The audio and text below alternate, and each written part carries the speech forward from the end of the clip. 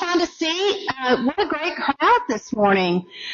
So welcome to the August 10th FrankTalks, Franklin Tomorrow FrankTalks. So is everybody in the right place? All the kids are at school and everything, is that right? Except not all of them. We have a special guest that I'll let Michael introduce in a bit. So welcome to FrankTalks. I'm Mindy Tate, CEO of Franklin Tomorrow. We are going live today on Facebook, so if you want to share it, that's great. Whenever you get the mayor, you get to go live is what I heard, something like that. So thanks for being here. It's a nice wrap-up to summer as we come to a close, but thanks for being here. So we could not hope you enjoyed our coffee from Frothy Monkey, and we're so glad to be at the Williamson County Enrichment Center. Trish and her staff are so gracious to us and so great to work with for this facility, which the mayor's already been here once this morning, he said, to work out. So, I mean, he's a regular here. So we could not do FrankTalks without our sponsors. And as we mentioned, our FrankTalks is presented by Renaissance Bank, and we appreciate the support on City Hall on Wheels, this program, Vanderbilt Health. Our sustaining partners include Atmos Energy, a great partner in our community, Pape Dawson, and Williamson Health. So I don't think Greg is here. I think we're just playing this video, or that's what I'm going to do, from Williamson Health. So please pay attention and enjoy this video.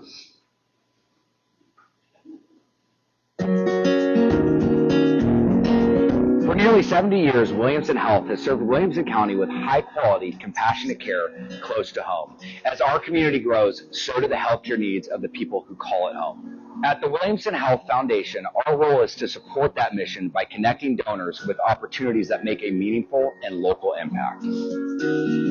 As an independent, nonprofit health system, Williamson Health is self-sustaining. It receives zero taxpayer dollars for any of the operations of the hospital, outpatient services, or physician clinics. The only county funds Williamson Health receives is a subsidy to help cover the costs associated with operating the ground 911 emergency medical services that the county contracts with Williamson Health to cover. As such, philanthropy plays a critical role in helping sustain and strengthen the care of our community. Recent investments have already made a measurable difference. A significantly expanded emergency department has increased capacity and improved patient flow. A fully renovated obstetrics unit is supporting families with modern family-centered care. A newly designed neonatal intensive care unit featuring private bays for families provides an advanced support for the most vulnerable patients. And major expansions, including a state-of-the-art intensive care unit and world-class cardiac center, are elevating the level of care available locally. However, the work is not finished. The next phase will renovate the original hospital tower, bringing the entire facility to the same modern standard and ensuring exceptional care for generations to come. Every gift helps strengthen healthcare in our community, supporting advanced technology, modern facilities, and the dedicated teams who care for our patients every day. Williamson County continues to grow, and the demand for high-quality healthcare is growing with it. Your support helps ensure that Williamson Health can meet that demand. Oops, I did not do that.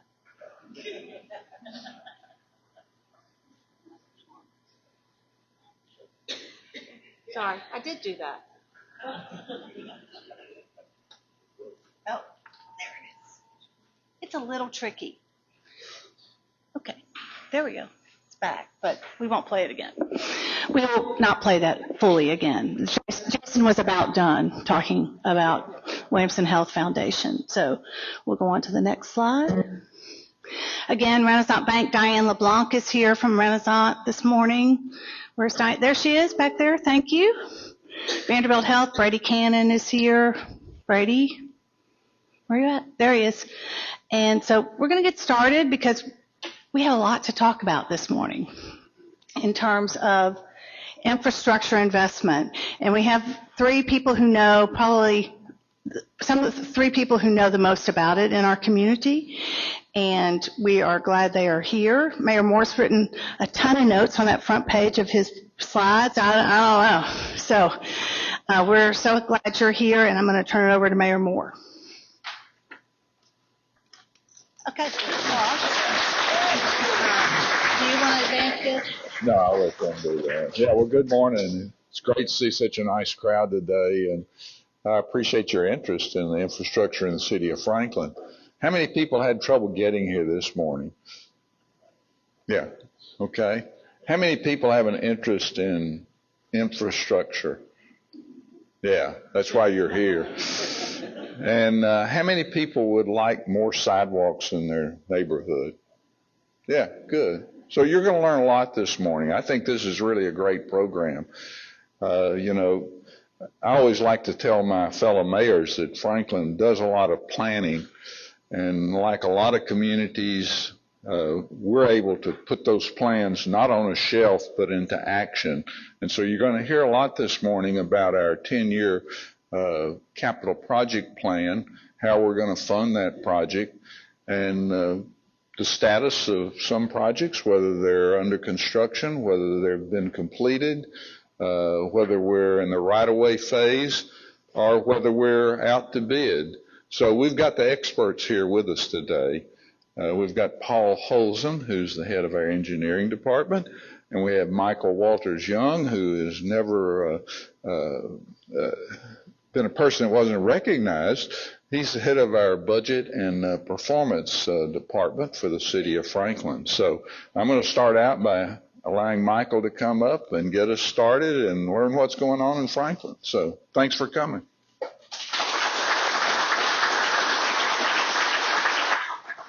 Thank you, Mr. Mayor. Good morning, everyone. How are we doing today? Excellent. So we all know that communities thrive and survive on being able to get around, being able to maintain commerce and being able to enhance and maintain our quality of life. And that is something that in all of our citizen surveys that we've done from 2016 onward is something that you all respond back to us and say that you're very happy and very proud of the quality of life you have here. But there's that one question we ask, which is the open-ended question. Aside from traffic and transportation, what is the number one issue facing Franklin? And continuously, 11 to 13% of all responses still start with traffic. It's another reason why we're here today. So, Mayor Moore shared some opening thoughts. I'm going to do funding updates and completed project updates, and then Paul's going to walk you through the rest of our ongoing, everything that Mayor Moore indicated regarding the status of projects, both local and state and federal that are running through Franklin. You may be interested to know and what's the possibilities with Mac Hatcher Southeast and Columbia Avenue. We will cover that. And then talk about a rubric that engineering has been working on, which will allow the board to evaluate future projects with more data and more sort of focus than perhaps we have in the past. So, where do we start? We start with the money because it's the wonderful place to start, or at the beginning, as would the Sound of Music would say. So in the city of Franklin, we have a 10-year capital investment plan, in this case 2026 through 2035, and it's funded through a variety of different sources. You have the general fund, then you have a series of what we call development funds. These are impact fees that we charge private development. So there's city facilities tax, county facilities tax, parkland dedication fees, and road impact funds. They also are charged impact fees if they impact and want to connect onto the city's water and sewer system. There's also private contributions, utility contributions if you're moving a utility line. And then finally, the Hotel Motel Fund, which we here levy a 5% occupancy tax against hotel stays and short-term rental stays in our community, and we have historically used those funds for tourist and economic development-related expenses because it ties it back into where that tax is being generated from the first place. We like this chart. And in fact, we talk about this chart anytime we talk about this, because debt is not bad. I'm going to say that again. Debt is not bad. It's just a financial tool, and you have to use it responsibly. And we believe here in the city of Franklin that we use debt in a very responsible manner.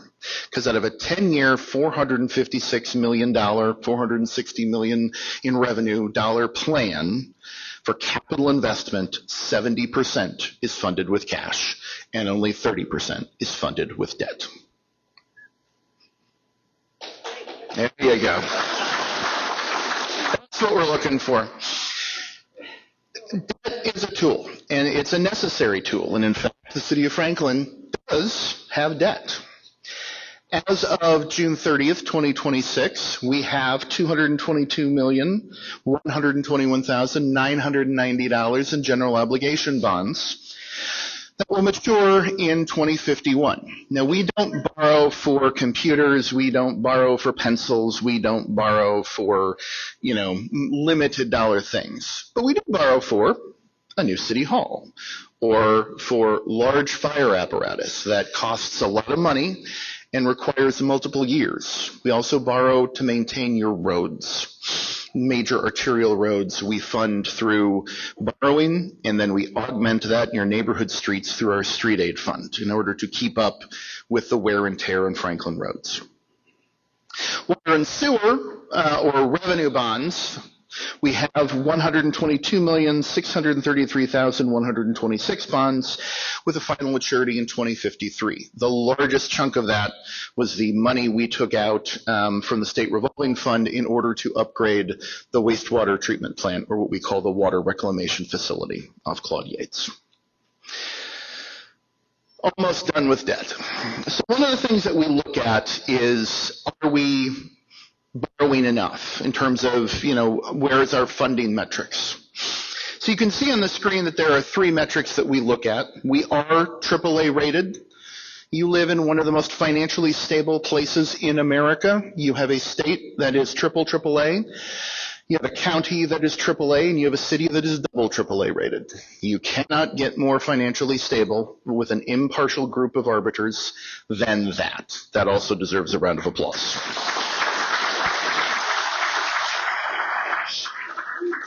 So the ratios you see up above, I won't walk through them all, but it shows, in terms of direct debt to revenues, direct debt to operating revenues, and then total governmental funds debt service as a percentage.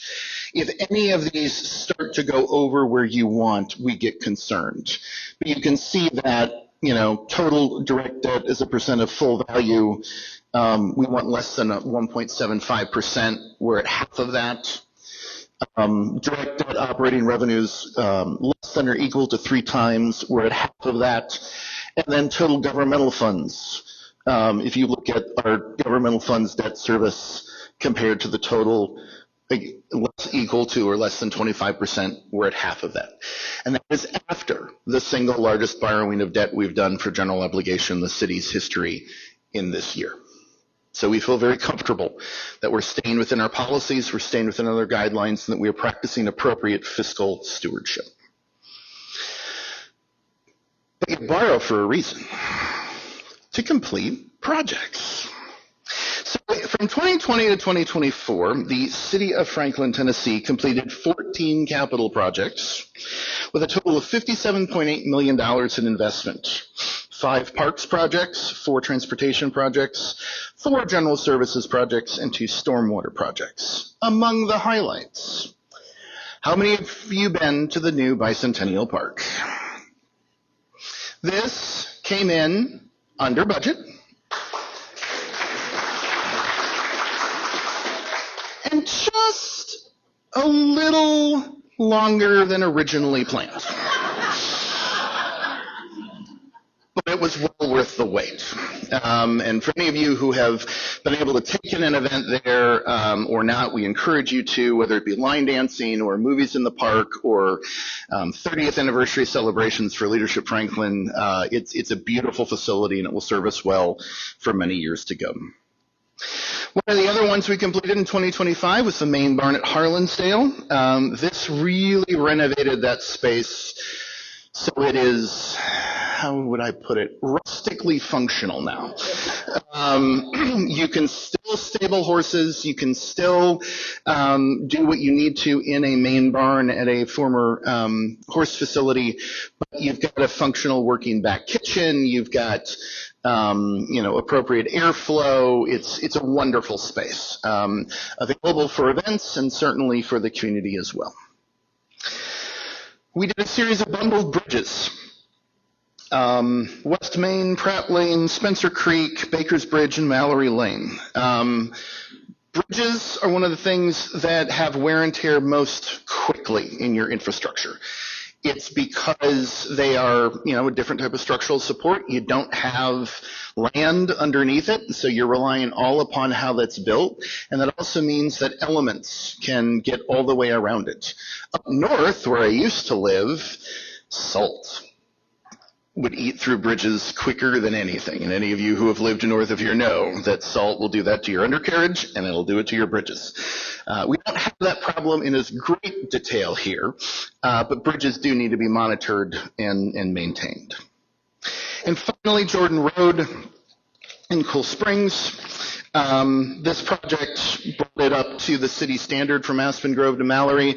If you're in Cool Springs and you're able and you need to cut through and see how to get from sort of the mall onto sort of closer to Franklin Road, this is a great way to now be able to do it. So with that, for ongoing projects and the rest of this presentation until we bring our closer back in, the mayor, Paul Holzen, ladies and gentlemen.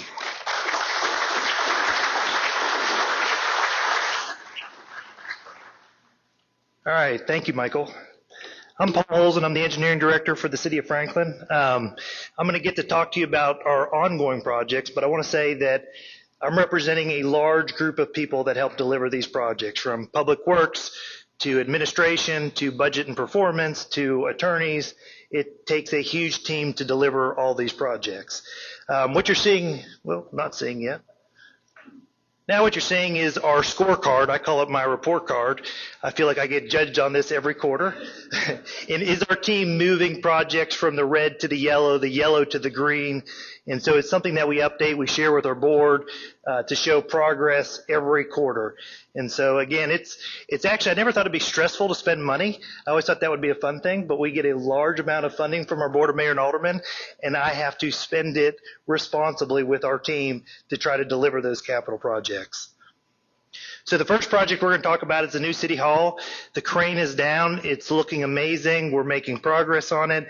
Looking forward to eventually moving into it. It's going to have a beautiful 1-acre park. And so we're very, very excited about our new space right there on the square. Next project we're going to talk about is Southeast Park. We continue to make progress. Heavy grading operations is going on. It's going to include multiple multi-purpose fields. LEG's playground will be there.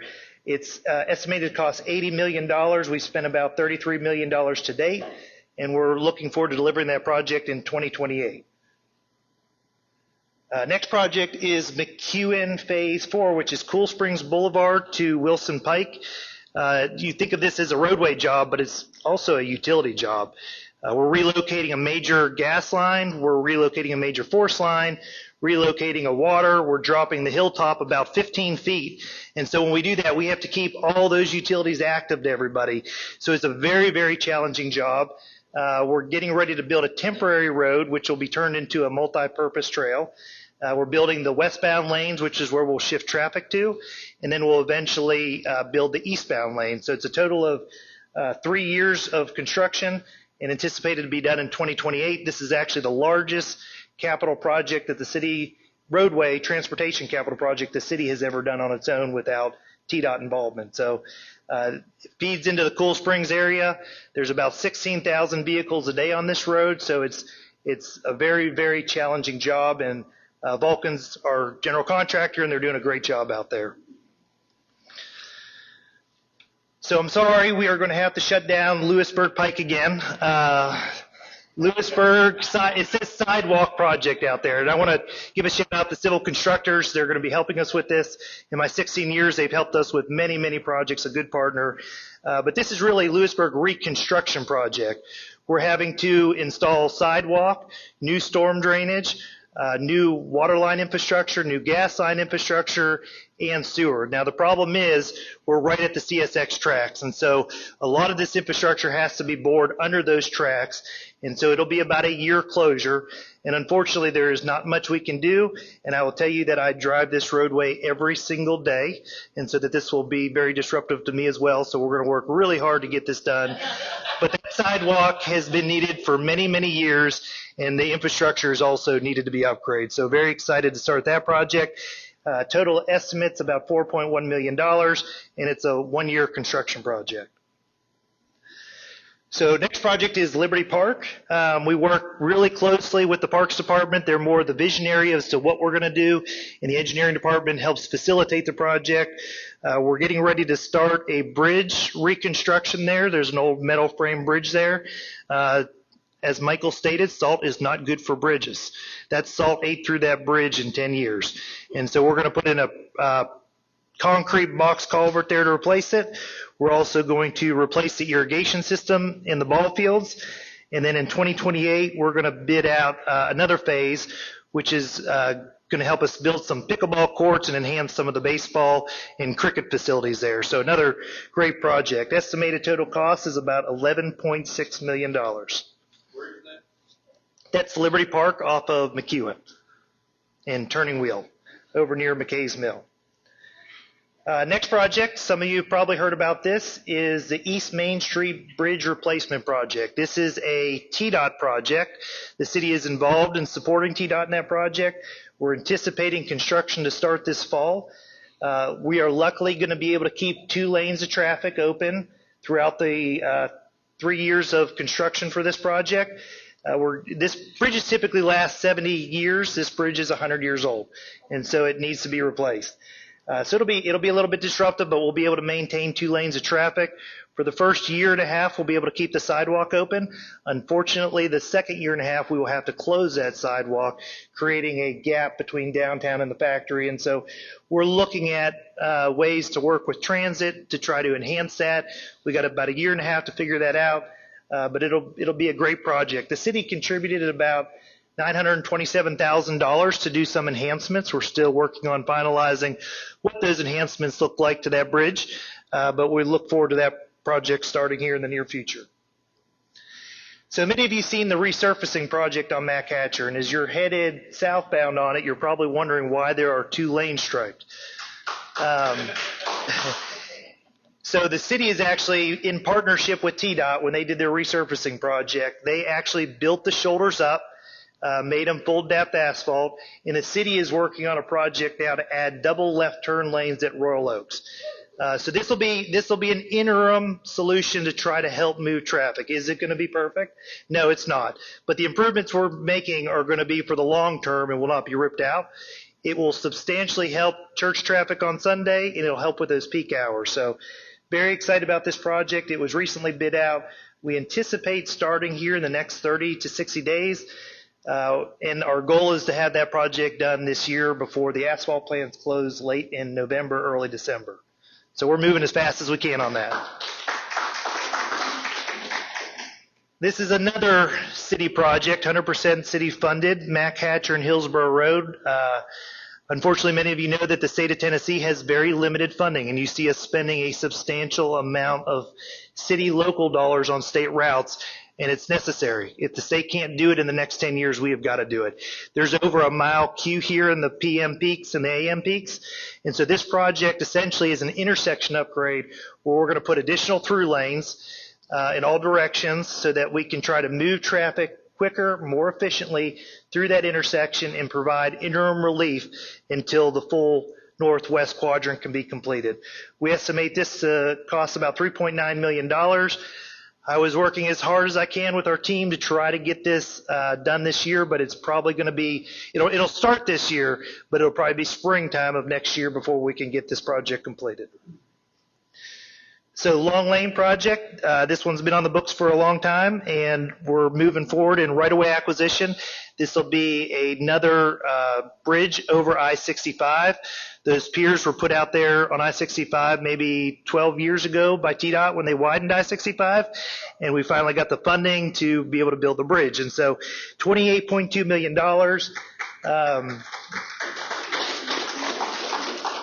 Goose Creek traffic, if you look at the projection in this area, it's going to function a whole lot like Highway 96. There's going to be what I would call extreme congestion, and this is a way to provide relief.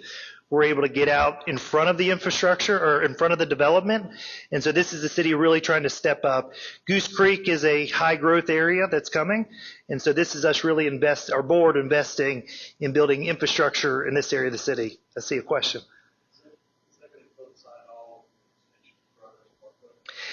It will not. This will happen. So the question was, will this coincide with the extension of Carruthers Parkway? It will not. This will happen first. And really, the question is about Goose Creek extension and Carruthers Parkway extension. It's planned. We are working with developers and landowners in that area, and as development comes forward is probably when you will see those projects move forward. And the reason being is we don't want to tell developers how to develop, where to develop. We want to do it in conjunction and partnership with them, really to maximize the use of that land and make sure it's well coordinated. So those projects are coming forward, but they're not in the near term is what I would tell you. Next project is McEwen 5. This is funded jointly by the City of Franklin and City of Brentwood. It's a partnership. It'll go from Wilson Pike to Brentwood city limits. This will provide substantial relief to the city of Brentwood. It's a 4-lane median divided roadway, estimated to cost about $18.5 million. We anticipate starting construction here as soon as McEwen 4 is done. So essentially finish 1 and move into the next project. The right-of-way acquisition is complete as it relates to the city of Franklin. And so now we've actually already, there's high pressure gas mains that run through here. Those have already been upgraded. And so now we're just waiting to get 4 done to proceed with this project.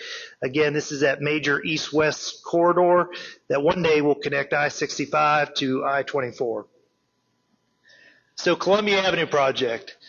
This is a huge project for the city of Franklin. There were 56 tracts of right-of-way that we're having to acquire. Estimated cost is about $38 million. This is funded through federal highways in the state of Tennessee. We are making substantial progress on right-of-way acquisition. This is a huge utility job. Reclaim, water, sewer, about 5 or 6 overhead utilities that we're having to coordinate with and relocate. And so we're hoping to have right-of-way completed in 2027. Because of the federal funds, there's a lot of hoops that we have to jump through. We anticipate the completion date of 2032 and starting in 2029.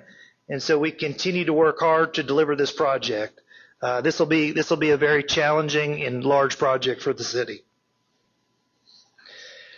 So projects in design, this is just a list of all the projects that we continue to move forward through the design process and try to get that next group ready for construction. We're always looking at that next batch to try to move into construction. So Mac Hatcher Southeast. We finally got Mac Hatcher Southeast funded, and that deserves a round of applause. Our board of mayor and aldermen put up $50 million to the construction of this to encourage TDOT to do this. TDOT did not have this project in their 10-year plan. And so because of the board's effort to get it funded, they knew we could not wait 10 years. They were able to find the money and fund this project. We initially proposed it at a 50-50 match, dollar for dollar. The state is unable to provide that dollar for dollar. So right now, they're providing $35 million, which you see the question marks there. The math doesn't actually add up. And so we're still trying to figure out funding-wise. And so there's 2 options. We're going to proceed with funding or designing the entire project, making sure that the entire project is bid ready for construction. And in an ideal world, we'll be able to build the entire thing. So the board will ultimately have a choice. If we cannot get the funding from the state, they could kick in the additional funding that's needed to get the project completed. The other option is we'll look to phase it. And so the really, really important part is getting Royal Oaks upgraded on McHatcher and getting Lewisburg upgraded. If we can do that, you'll resolve the majority of the traffic issues. But in an ideal world, we're going to try to take this project all the way to Columbia. Now, we've worked with the state, and because we're providing a substantial amount of funding up front, they've agreed to try to expedite the project, and as you know, projects can fall behind. So we're hopeful that other projects across the state, not in Region 3, will fall behind and that we can fund this project sooner and earlier. So we're doing everything possible. They've done the survey. They're working on the NEPA evaluation. They've started the design. So compliments to the state, TDOT. They're really, really moving this as fast as possible, and hopefully we'll be able to get some more funding to fund the entirety of this project. So is this a loop or not? This is McHatcher's southeast portion of the loop. So from Highway 96 to Columbia Avenue. So the southeast portion. The existing part. The existing part. What about the rest of the loop? So the rest of the loop, the southwest quadrant isn't really on the radar. What would really have to happen is we would need to get Columbia Avenue done, Downs Boulevard done. The northwest section is on the radar as it relates to city staff. There's just not enough funding at this point, which is why we're doing those intersection improvements. But we are continuing to talk with the state, talking with the MPO, and trying to identify funding. Again, those are $100 million projects, so they're big projects, but this has been needed. I've been in Franklin 16 years. This was probably needed for the last 20, 25 years, so very excited to see it move forward. So other things to note is TDOT is moving forward with the Pell study, planning, engineering, and linkage study on I-65. This is what you've probably heard about as it relates to choice lanes. Very important dates. There's some public meetings coming up that TDOT is going to facilitate. As it relates to city staff, we don't want this to be about just I-65 and choice lanes. We need TDOT to look at our interchanges and some of our side roads as it relates to this. 96 interchange with the hospital right there, congestion, those ramps need done, the bridge needs replaced. We need to make improvements to that corridor, substantial improvements. We have ramp improvements that are needed on McEwen. We have ramp improvements that are needed on Cool Springs Boulevard. This study needs to incorporate transit. How are we going to move people from Franklin, Spring Hill, up into the Nashville area? This study needs to be a lot more than just choice lanes.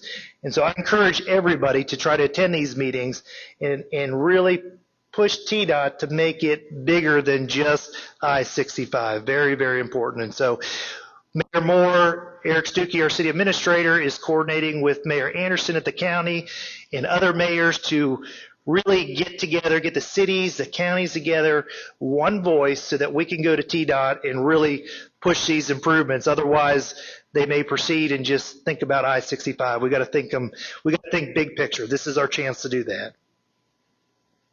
So what's next? City staff, at the last time we looked at capital projects, our board was very clear that they wanted to see more data-driven process to rank and prioritize capital projects. And so that's what we've been working on, is developing an evaluation tool for future projects. And so we broke it up into 4 categories. And the data is what the data is, and we'll assemble a team to put that data together to really help facilitate with the board what those priorities are and provide backing for why they're selecting certain capital projects. The first category we're going to look at is state of good repair. For example, what is the functional classification? It's an arterial road, much more important, moving much more traffic. It would score higher. What is the annual average daily traffic on that road? What is the reoccurring maintenance needs? Do we have utilities that need to be upgraded on that roadway? If we're going to be doing a large water and sewer project, is there an opportunity to also upgrade that road while we're out there? Next category we're going to look at is safety, which is extremely important. And we're essentially looking at big data using a program called AshtoWare, which allows us to evaluate accidents around the city. What are the crash rates at these intersections? What are the crash rates on these corridors? What is the severe crash rate, which is really severe injury or people dying on our roadways? And those unfortunately happen, and we'll raise the priority of those projects. We're also looking at vulnerable road user risk. Where are we having bike and pedestrian accidents around the city? Luckily, we don't have a lot of those, but we do have some. And so we have to look at those and prioritize those projects to improve sidewalks, signals, pedestrian push buttons. And so roadway safety is a category that we're looking at. Economic opportunity. I spoke a little bit about the Goose Creek area. It's an area of future growth, or even the Cool Springs area, investing in our existing businesses that are there, looking at that impact that it has on potential employment centers. So looking at economic opportunity will also raise that score up. Congestion management, again, we're looking at big data using INRIX data, which is essentially cell phone data that really helps us to look at travel time index, planning time index, level of travel time reliability. And so that data is produced. We simply assemble it, and then we present it to the board in categories so that, it's not based on perception, because everybody's perception is a little different. This data is coming straight from a big data provider and really helps the board analyze and understand where are these congestion problems truly are, and allows them to rank it. Physical stewardship. So funding leverage. Anytime we can partner with the state of Tennessee, federal highways, we're getting funding, that should instantly increase that priority of that project. So if 80% of the project is being funded by a partner or a developer, the city should absolutely take advantage of that and raise that score up to kick in another 20% to try to deliver that project for the city. And so ultimately what we'll do is, as we rank these projects, staff will, the score is what the score is. We'll put a 1-star, 2-star, 3-star, 4-star rating on that project, but ultimately the board can pick the 5-star projects. And not all projects are the same. And so there may be a reason that the scorecard or the evaluation project process doesn't pick up a priority that needs to be a priority. And so the board ultimately can then say, hey, we need to fund this project. And what I mean by that is greenfield projects like Goose Creek Extension or Carruthers Parkway, it's not going to score high in congestion management because there's not a roadway there. And so the board can look at other factors, and ultimately they get to make the final decision of what the 5-star projects are and what gets funded. And so we're working on this process right now with our Board of Mayor and Aldermen. And with that said, I'm going to turn it over to Mayor Moore for closing remarks. Thank you.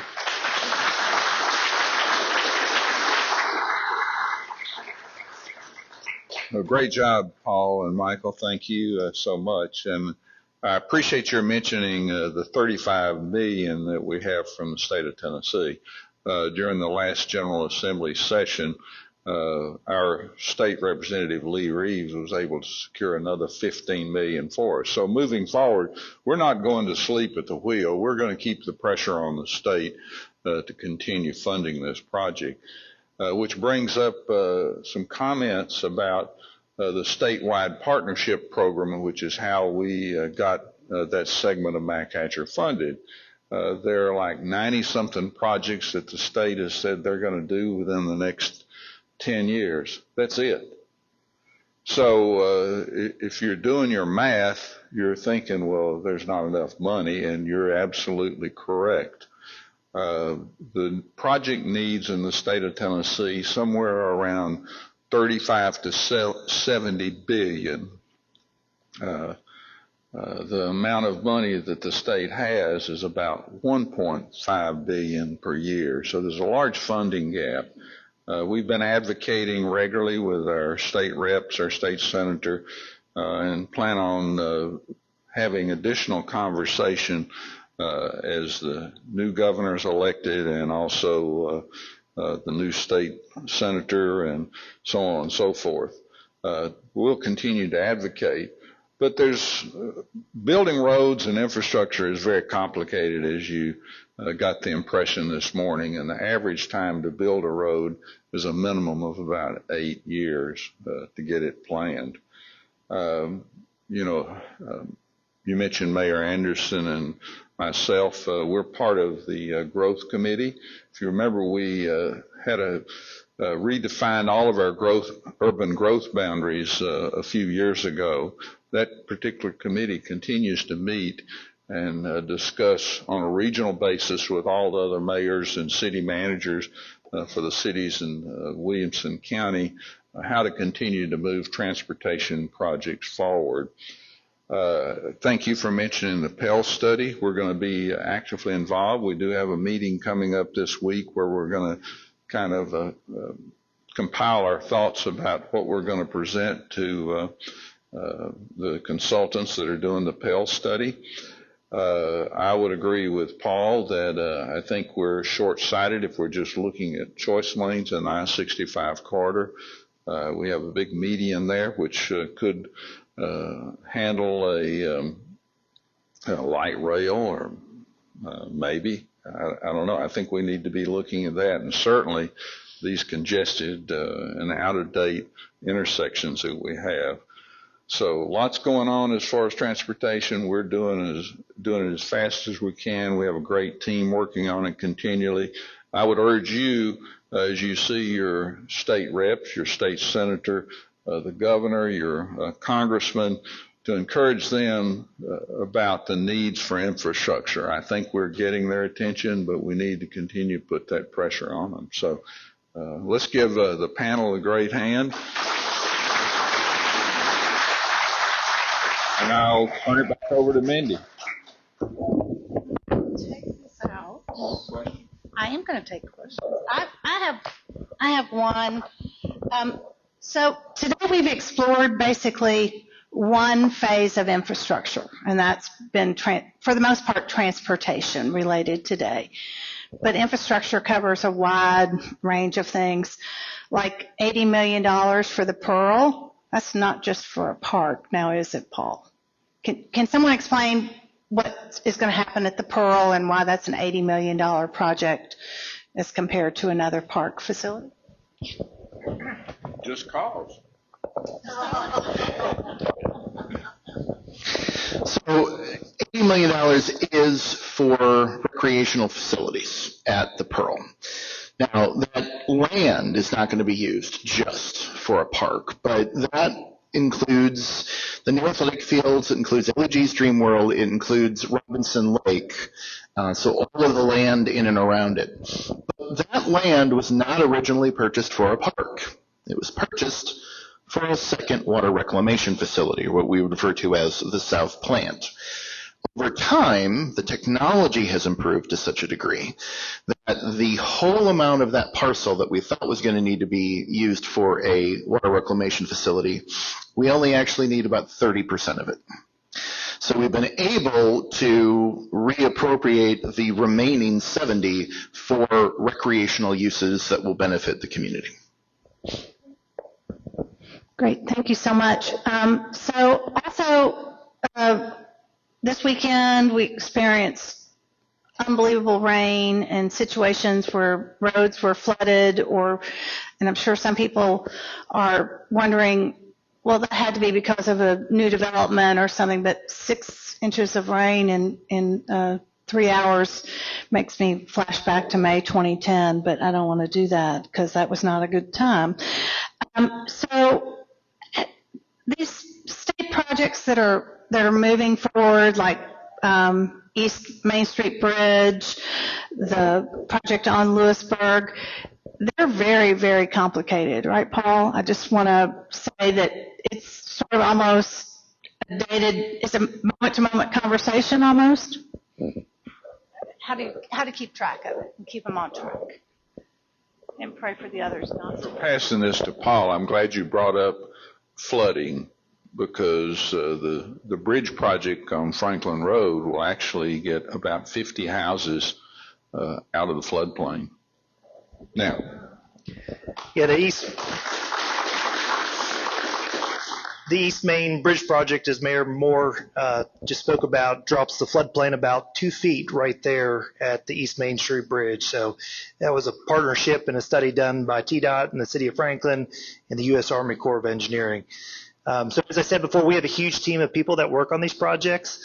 And so we have project managers assigned to each one, and we work very, very closely with our utility partners of trying to figure out how to keep utilities active, where we can move them, And so we use ground penetrating radar to identify where the existing utilities are, and then we slowly coordinate and plan how we can phase and build projects. So they're very complicated, and we try to limit disruptions to the surrounding property owners. Very, very complicated jobs. And then one more question from me. So just to remind you that PEL meeting, that state meeting, I-65 is here in this room on August 18th, so a week from tomorrow, from 5 to 7 p.m. So it's important. You can maybe remember because you're here today, okay? So you can remember that. But as you're talking about things that we need to be looking at a bigger picture, we need to be thinking about transit, but park and ride. There was a recent new transit plan adopted, so if Mayor Moore can briefly give us an update on that. Well, actually, I have a different announcement I'm going to make, is that we've been working for some time to find a new location for the park and ride for the 95 Express regional bus. As you may be aware, the pickup point has been at the Ag Center. Well, the RTA, Regional Transit Authority, just signed a contract with Highwoods to use part of their parking lot at the Cool Springs Marriott Conference Center area for the park and ride, which is good news. Now, what was the other question? Well, just talking about transit plan, the new transit plan. Oh, yeah, we've been working on a transit plan for the Franklin Transit Authority, so you're going to see some upgrades and enhancements for our local transit authority to continue to promote it, to improve accessibility and ease for our local residents. Okay, I'll take questions from the audience, but you have to talk in the microphone or I have to repeat it. But the microphone's not going to go that far, so come forward just.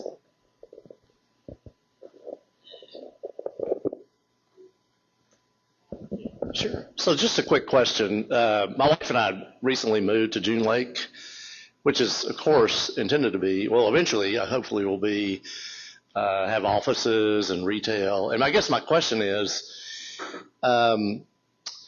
there a way to attack this traffic problem by bringing the jobs so that we don't have the traffic, people can work around the same place they live? I guess, that sort of concept. It's going on in downtown Nashville. Well, I think that's a great question, and certainly the modern planning techniques that we have now are encouraging more mixed-use developments where people can live and work in the same area. There is a road project that's going to go on down in that area that the state has funded, which was a little bit of a surprise, but not to the people that are down there that are in terrible congestion and gridlock some mornings. Dorinda? Can you provide an update on the parking study that was done for downtown Franklin?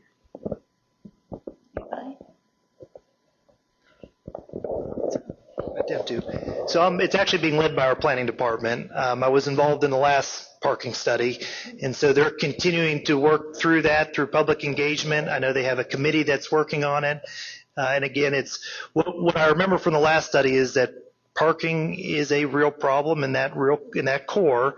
But once you get away from that core in that 16 block area, that there is lots of availability of parking.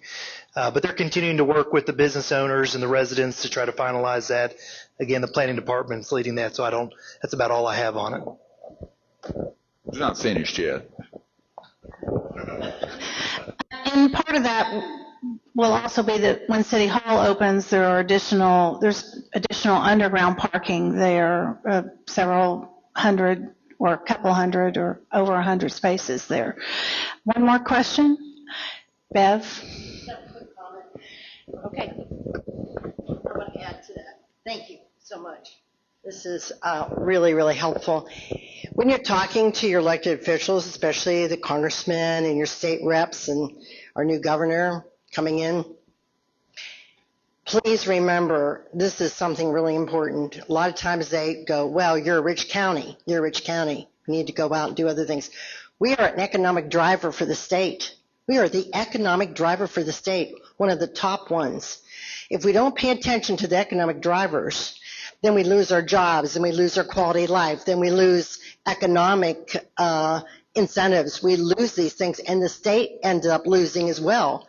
So when they pay attention to the economic drivers, we help bring jobs, we help fund a lot of things for the state, and in turn, that helps the state to be able to take care of some of the other counties that need help.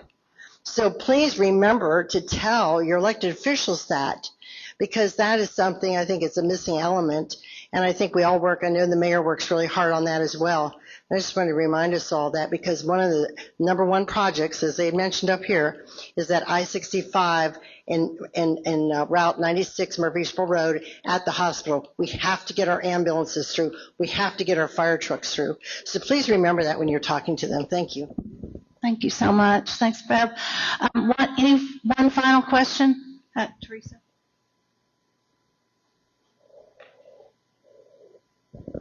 So first, I want to compliment you. I have been a resident of Franklin for 35 years, and 30 of them have been on that Royal Oaks Mac Hatcher corridor. And I will say, I was very impressed 30 years ago at planning that had already been thought through, where land was bought, and that takes a lot of forethought to do that kind of planning. So thank you for that kind of work. I very much appreciate it.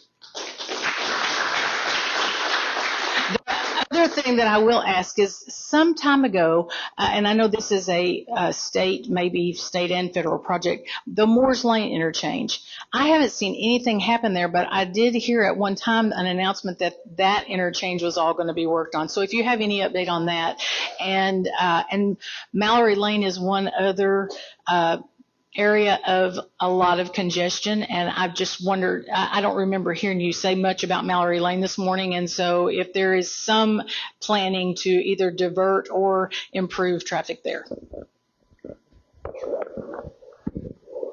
So Moores Lane, even though it's in the city of Brentwood, has a big impact on the city of Franklin. It was in the 3-year plan at one point, and it's been merged into the Pell study. And so just like us worried about the 96 interchange, the ramp improvements that we need to advocate for that interchange as well. Ramp improvements, bridge interchange replacement, look at multiple options. And so that's why Mayor Moore has helped us get the other cities together and the county to try to facilitate a coordinated direction to the state of Tennessee. So again, please try to show up and voice concern about it. As it relates to Mallory Lane, we have what's called an adaptive signal control system. So we've implemented technology. That's us trying to extend the life of our infrastructure, and it really helps just move traffic better through that corridor. With the Cool Springs Mall, there's a redevelopment there. There are substantial off-site improvements that our board has jointly funded with the mall to try to make improvements along Mallory Lane in conjunction with that development. So it is in works, and we'll continue to work on it as the mall redevelops.